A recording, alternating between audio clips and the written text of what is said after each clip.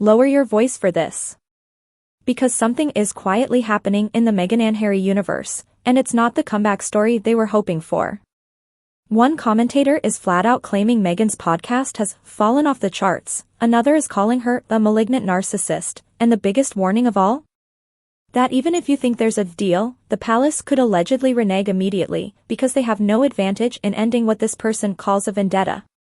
And then, out of nowhere, this gets compared to the Wallis Simpson abdication catastrophe, like history is repeating itself, but with a California twist. So what's really going on here? Is this just harsh criticism from royal commentators, or is it a sign that public sentiment has shifted in a way Meghan and Harry didn't see coming?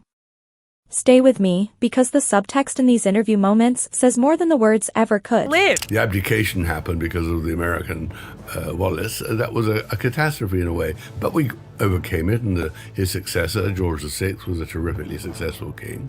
And of course the Queen was phenomenally successful, and we'll see what happens. You can't trust Meghan and Harry. That's the point. Even if you think you've got a deal, and that I don't believe that is possible, but if you think you have, the palace will be shocked that they will renege immediately because they have no advantage of reconciliation. They've got no advantage of ending their vendetta. It's ludicrous. It's all about her. And there's an extraordinary interview with Serena Williams where the first 11 minutes is all about her and not about this phenomenal tennis Serena champion. Williams. I mean, so that's why it doesn't work. Yeah. And who'd want to put herself or himself, as always, women. I mean, she does have this strange distrust, I think, of men. This woman looks to me like a malignant narcissist. This woman has zero self-awareness. Meghan's podcast has fallen off the charts. She's been criticized for the content. There are rumors that her As Ever launch wasn't as successful as she considered it. Critically, With Love Meghan was not a success. I just think she's crying for sympathy, playing the victim, when there's nothing to be a victim about, and there's also no sympathy to be granted for this lifestyle that she's chosen to live. They kind of fucked up their whole thing, went way too hard on we're victims, and they assessed the mood of their generation and America correctly in that we are lovers of victimhood. Yeah. But America did finally find a way to say, you know what, we love victims, but you two, we've just had a little too much of it. You write in the book, Harry must be nuts. This is one of the text messages his friends were sending around to each other after Meghan's first introduction to Harry's friends in 2017 during a shooting weekend at Sandringham. All right, let's start with the line that instantly sets the tone. Meghan's podcast has fallen off the charts. She's been criticized for the content.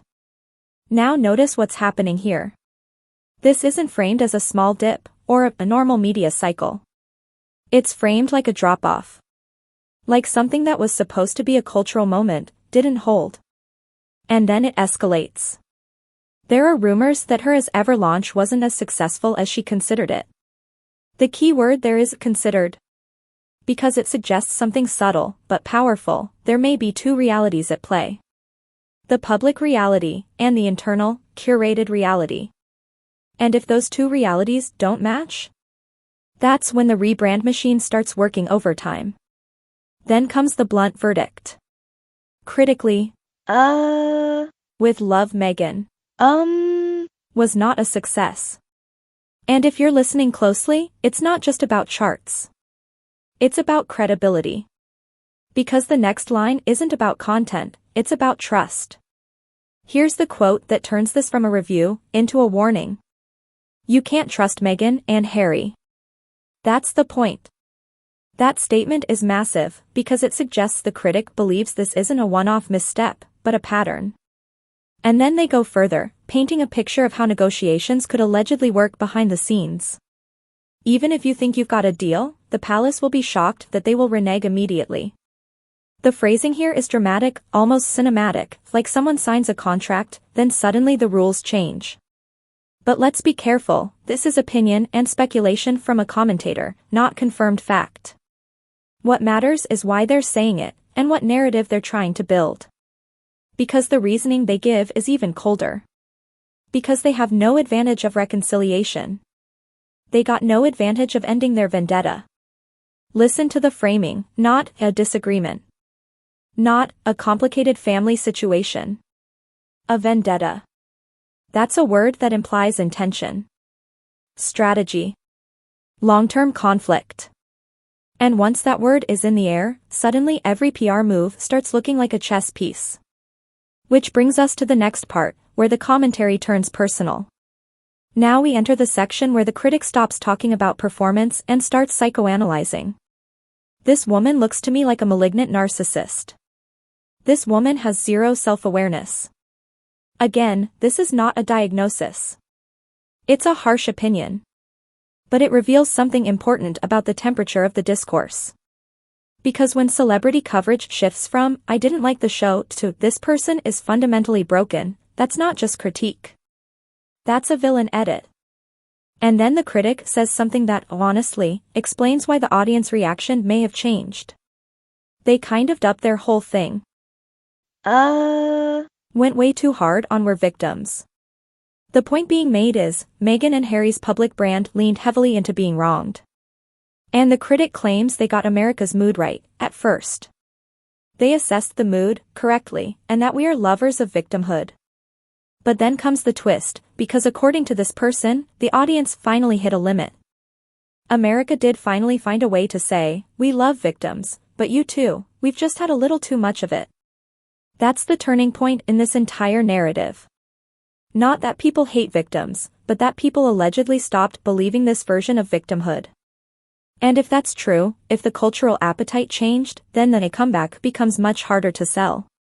But wait, because the critic then uses one example that's, honestly, kind of brutal. Now the critic points to Meghan's interview style, specifically her talk with Serena Williams. This extraordinary interview with Serena Williams where the first 11 minutes is all about her and not about this phenomenal tennis Serena Williams. And that's a devastating framing because Serena is globally respected. So the implication is, if you can't step aside even when interviewing Serena Williams, then what does that say about your priorities? And the critic sums it up like this. I mean, so that's why it doesn't work. Because the accusation isn't just self-centered. It's that the content becomes a stage for the host's narrative rather than the guest's story. Whether that's fair or not, this is the type of criticism that sticks, because it's easy to visualize. And then there's another layer, one that shifts the tone into something more psychological and mysterious. She does have this strange, distrust I think of men. That line is interesting because it's not proven, not sourced, just interpretation. But it plants a seed in the viewer's mind. Is there something deeper driving her media persona? Then comes the emotional motive the critic claims is at the center of everything. I just think she's crying for sympathy, playing the victim when there's nothing to be a victim about. And here's the part that really seals the public backlash argument. And there's also no sympathy to be granted for this lifestyle that she's chosen to live. Because that's the core celebrity paradox, you can't sell luxury, and also sell suffering, without eventually triggering skepticism. But the interview doesn't end there. It goes historical, which is where things get eerie.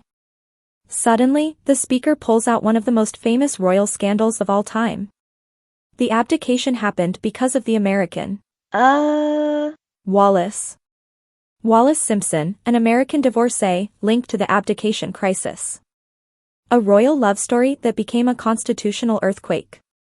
Then, that was a catastrophe in a way, but we overcame it. What's the hidden meaning of bringing this up here? It's not just history trivia. It's a suggestion that, yes, royal scandals feel world-ending in the moment, but the institution survives. And they underline that with what came next.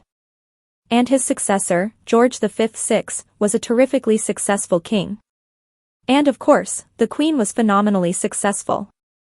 Translation, at least in the way this is being framed, even if a royal crisis looks like it will break everything, the machine keeps moving. New figures rise. Public memory shifts. And the monarchy adapts. Then they end on a line that feels like a teaser for the next chapter.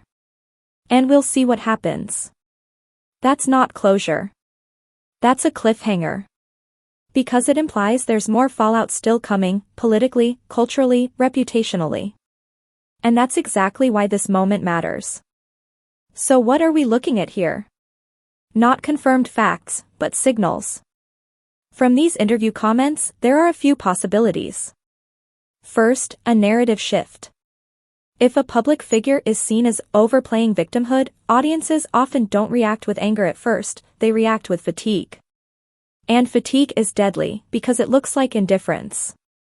Second, a content identity problem. If the show's perceived as always about her, then guests stop feeling like the main event. And once that perception spreads, it becomes harder to book guests, harder to build buzz, harder to keep an audience invested. Third, the palace dynamic as a moving target. When a critic says, the palace has no advantage of reconciliation, what they're really implying is that the monarchy doesn't need to respond in the way Harry and Meghan might want. Which means the couple's next moves could be happening without the kind of institutional reaction that fuels headlines. And that leads to the biggest unanswered question. If the big moment already happened, and the audience is no longer emotionally buying in, what does the next era of Meghan and Harry even look like? A quiet pivot? A bigger escalation? A new target? A surprise reconciliation attempt? Or something else entirely? Here's what I can't stop thinking about. When people start comparing your story to Wallis Simpson, even indirectly, it's not because they think the details match. It's because they're hinting at a pattern. An American woman enters the royal story, the public splits into teams, the institution hardens, and the scandal becomes bigger than the couple at the center of it. But the difference is, this time, the battlefield isn't just Buckingham Palace. It's podcasts, streaming deals, PR narratives, and public patience. And if the patience is fading, then the next move has to be louder, sharper, or risk disappearing completely. So the real question is, are we watching the beginning of a comeback? Or the beginning of the phase where the spotlight starts looking for someone else? Because one thing is clear from these comments, the tone has changed. And once the tone changes, celebrity stories don't end quietly. They explode. If you want part 2, where we break down what the next PR pivot could look like, and why that, we'll see what happens, line feels like a warning, make sure you subscribe, hit the like button, and turn on notifications so you don't miss the next upload. Because this story? It's not over. Not even close.